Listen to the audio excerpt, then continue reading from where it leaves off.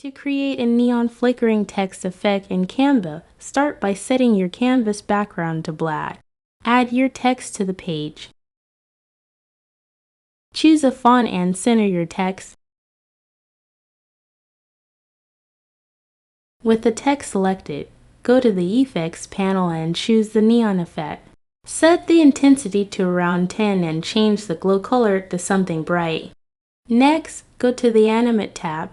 Select the neon animation property, set its intensity as needed. Then, choose the by character animation setting to create a staggered, flickering start. For a final touch, duplicate your text layer. Remove the animation from this duplicate.